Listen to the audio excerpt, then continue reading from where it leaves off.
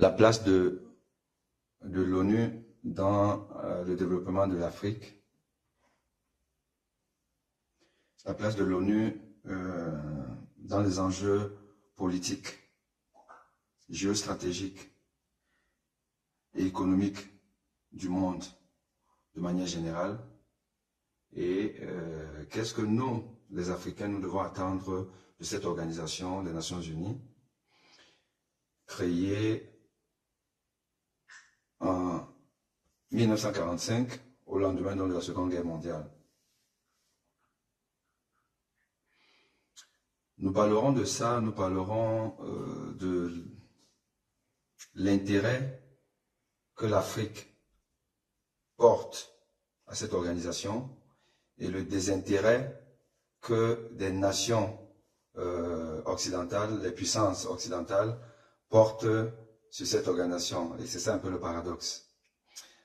Pendant que les grandes puissances commencent à sortir de cette organisation, et nous allons expliquer comment, pourquoi, l'Afrique semble donner un certain intérêt, accorder un certain intérêt à ce que le général de Gaulle avait appelé le machin. Et d'ailleurs, on voit que même le sport s'y mêle, le football en particulier, où on a l'impression que c'est aujourd'hui à l'ONU que se discutent et se décident les politiques sportives. Je ne veux pas dire du monde, mais au moins d'Afrique. Avec la présence du président de la Fédération camerounaise de football à cette 78e session de l'Assemblée générale de l'ONU, dans une session parallèle. Nous allons aussi parler de ça. Donc, ça c'est un peu en introduction du débat que nous devons avoir aujourd'hui et qui parle donc de la place de l'ONU en Afrique. Nous savons tous que nous avons un rapport particulier à cette organisation. Organisation créée donc en octobre, le 24 octobre 1945, où la charte de l'ONU qui a été adoptée le 26 juin, si je ne m'abuse, 1945, a donc été ratifiée le 24 octobre 1945. Donc ça, on est pratiquement à la date anniversaire, là bientôt.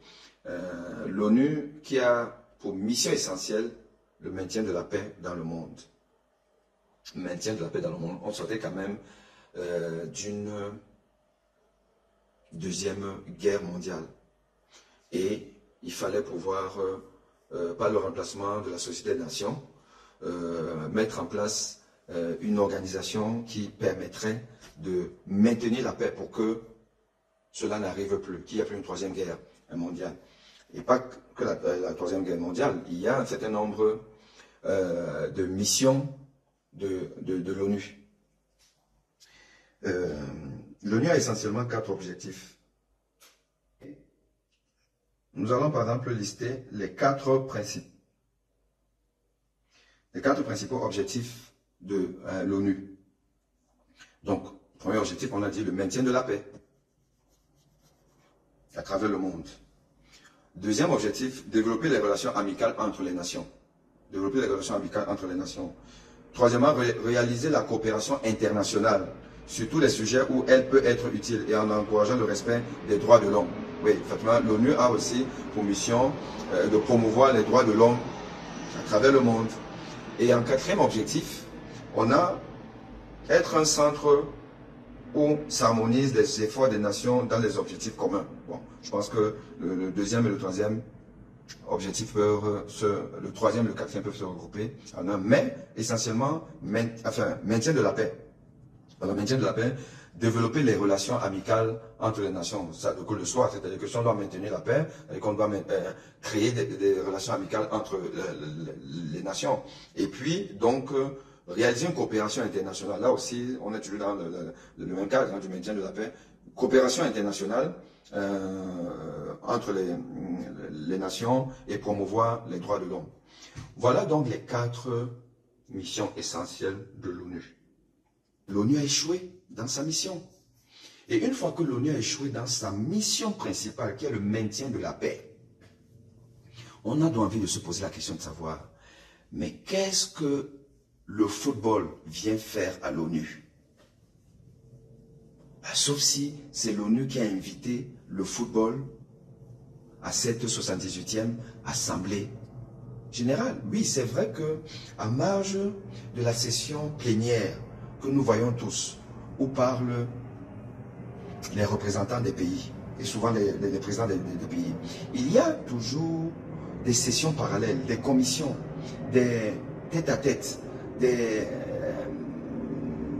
réunions en tripartite ou alors en comité un peu plus élargi, mais où se discutent des sujets importants pour la gouvernance mondiale. Oui, ça c'est sûr. Et c'est dans le cadre d'une de ces missions, d'une de ces réunions, qu'a donc été soit invité ou s'est fait inviter le président de la Fédération camerounaise de football, mais qui n'a pas parlé au nom de la Fédération camerounaise de football uniquement, ou au nom du Cameroun, mais au nom de l'Afrique, au nom de l'Afrique, au nom des sportifs africains, des footballeurs africains, des jeunes qui doivent, par cette activité, assurer leur avenir. Donc l'avenir du sport en Afrique, aujourd'hui, passerait par ce machin qu'on appelle l'ONU. Ça, c'est quand même assez étonnant. Mais, ce qu'on va d'abord faire, c'est écouter le discours du président de la Fédération camerounaise de football, l'excellent footballeur Samuel Eto'o.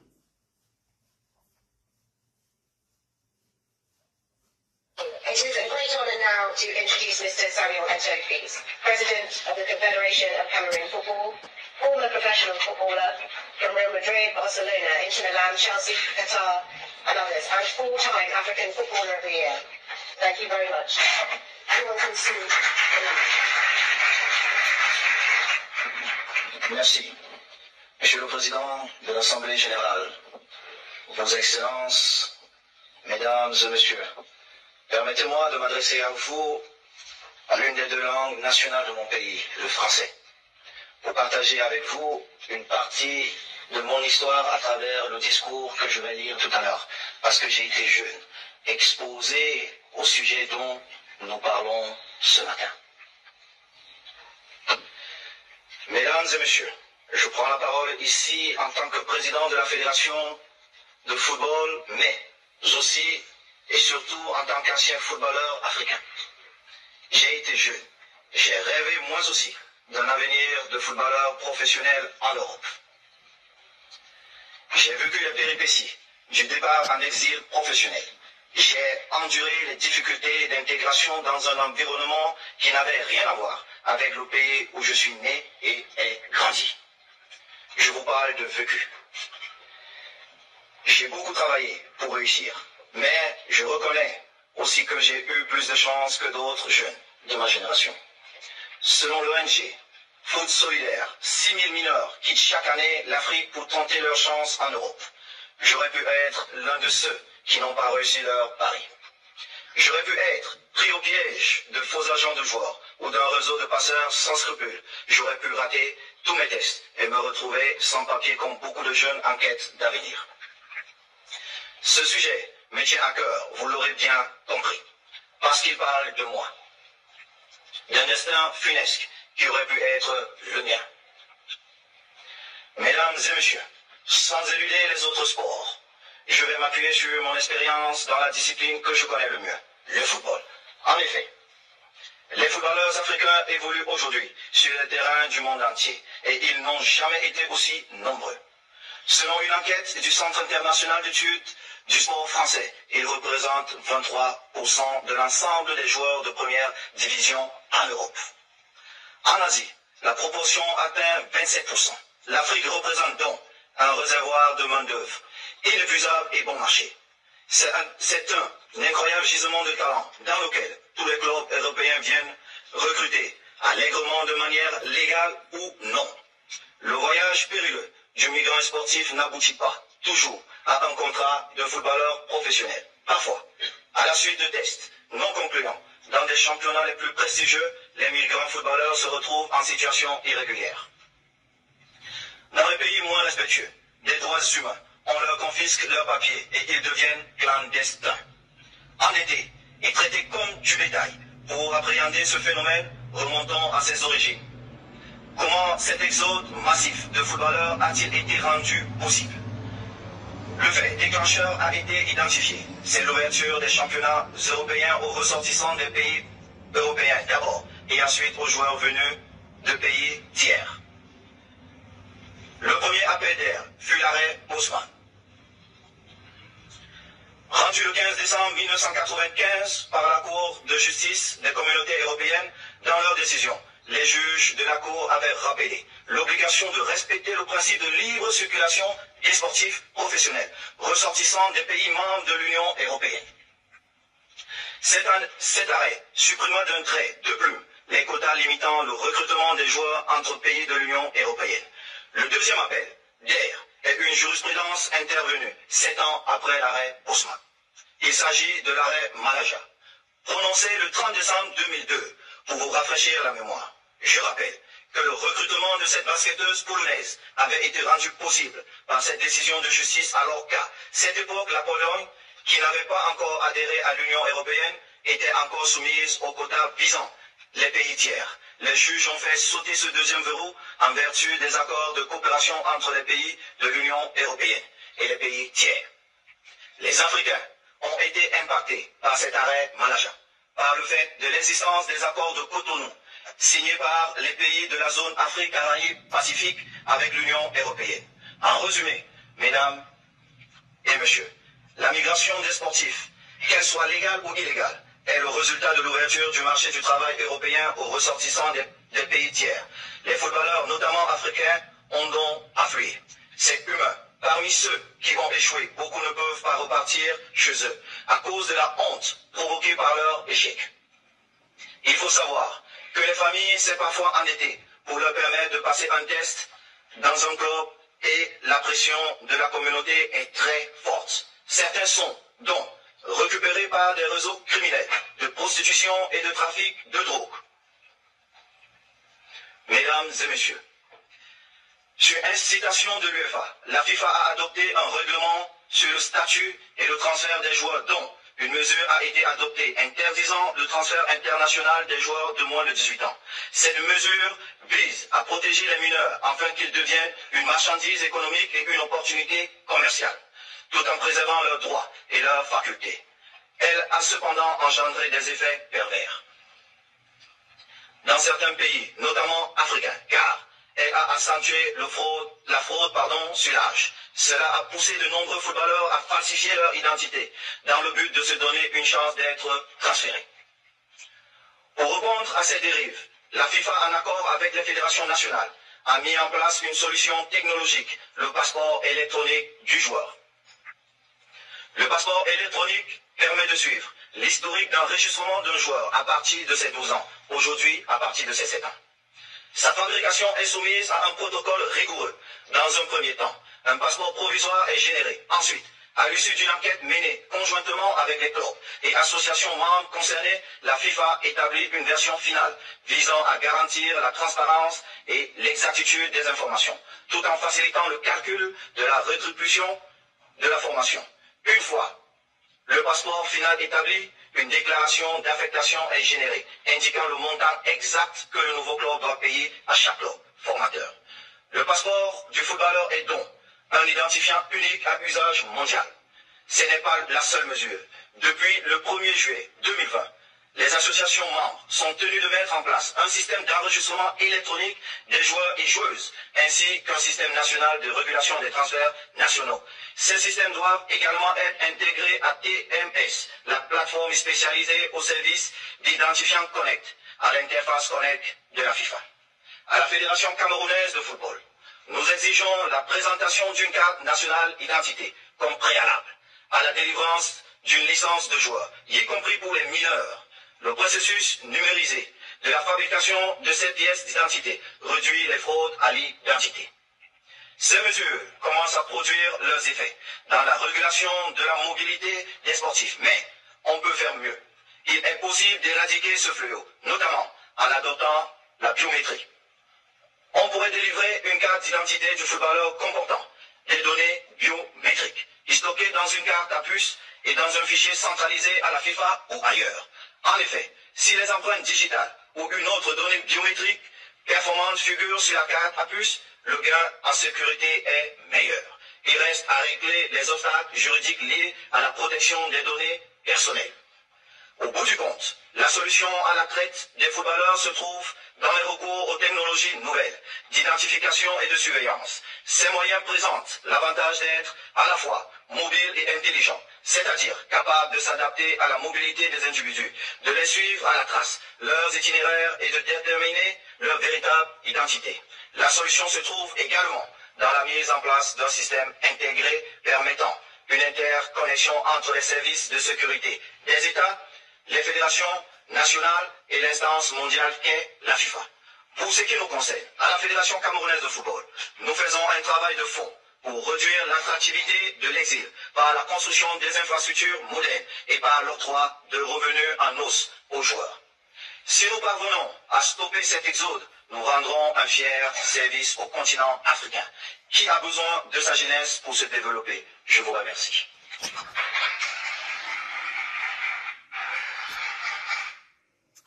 Alors, quand on écoute ce beau discours du président de la Fédération camerounaise de football, qui parlait pas uniquement en son nom et au nom de la Fédération camerounaise de football, mais aussi en tant que footballeur africain, un très beau discours, un beau projet, et puis un objectif qui est quand même noble, c'est de réduire l'exode, maintenir les Africains sur place localement pour exercer leur art, leur passion et gagner leur vie. Mais rapidement, on a pu se poser la question de savoir why UN, why United Nations? Pourquoi l'ONU? Pourquoi aller tenir ce discours dans une tribune qui n'a, en principe, rien à voir avec le football, le développement du football? Pourquoi? Je vous ai énuméré ici là les 4 objectifs de l'ONU, dont le premier et le principal, c'est le maintien de la paix. Le maintien de la paix. Développer des bonnes relations entre les nations, justement pour qu'il y ait la paix. Le respect des droits de l'homme. Bon, vous allez me dire, ben oui, parce que s'il y a pillage des ressources humaines africaines, les jeunes footballeurs qui sont vendus à vil prix en Occident, ben, là on ne respecte pas les droits de l'homme. Il y a déjà beaucoup de droits de l'homme que l'ONU n'arrive pas à faire respecter dans le monde. Je ne suis pas sûr que c'est une histoire où c'est les parents même des enfants qui vont porter plainte contre l'ONU. Alors ils disent, ah, ben, vous êtes gentil, mais moi, mon enfant, on le veut en Birmanie, ben, si de la Birmanie, il peut nous envoyer chaque année de quoi nourrir ses frères et sœurs, écoutez, laissez-nous tranquilles, qu'ils s'en aillent. Bon, donc, franchement, l'ONU n'a rien à voir dans cette histoire du football, de la gouvernance du football en Afrique, la gestion du football et du sport en général. C'est un problème purement de gouvernance et de gouvernance des États africains. Quand on voit donc la jeunesse africaine aujourd'hui applaudir, oh à l'ONU, il est déjà une autre dimension. On a envie de dire au peuple africain, élevez votre niveau de discernement. Ne vous laissez pas distraire par des artifices, par des choses qui ne servent qu'aux acteurs de ces choses-là et ne servent pas au peuple africain. On n'a absolument pas besoin d'aller à l'ONU pour régler les problèmes de la gouvernance locale, de la gouvernance sportive. On n'a pas besoin, l'ONU n'a pas le temps et n'a même pas les prérogatives pour ça. Donc, le séjour de Samuel Eto'o-Fils à l'ONU, c'est plus pour vendre son image que de vouloir développer le football africain. Pour développer le football africain, notamment le football de son pays, il est président de la Fédération camerounaise de football. Il faut que l'État camerounais investisse dans le sport. Il faut que l'État camerounais puisse donner au football jeune, puisqu'il a parlé des jeunes qui s'en vont avant 18 ans, machin truc, ou après, il faut que le football amateur soit financé par l'État camerounais, ce qui n'est pas le cas. Il faut que l'État construise des infrastructures sportives un peu partout, dans chaque quartier, dans chaque ville, pour que tout footballeur, tout jeune footballeur qui veut jouer au football puisse déjà à partir de son école avoir un terrain où il va jouer, où il va être encadré, où il y a des éducateurs. Et après, il pourra aller au-delà par une structure qui ressemble un peu à celle qui se passe dans les pays qui gagnent les Coupes du Monde. Il faut investir. Quand vous avez un football amateur qui est soutenu exclusivement, je mets exclusivement, par des bonnes volontés, des présidents qui décident de créer des trucs, en espérant effectivement trouver la perle rare qu'il va vendre. Mais entre-temps, il faut financer. Il faut financer la formation de ces jeunes. Payer les encadreurs, payer les équipements, payer la structure qui va les accueillir. Tout ça, la Fédération camerounaise de football ne finance rien du tout. Le ministère de la Jeunesse des Sports ne finance rien du tout. Mais, M. Eto'o-Fils, il le sait. Mais il va faire quoi l'ONU? C'est l'ONU qui va donner l'argent au football amateur camerounais. L'ONU, ce n'est pas sa mission.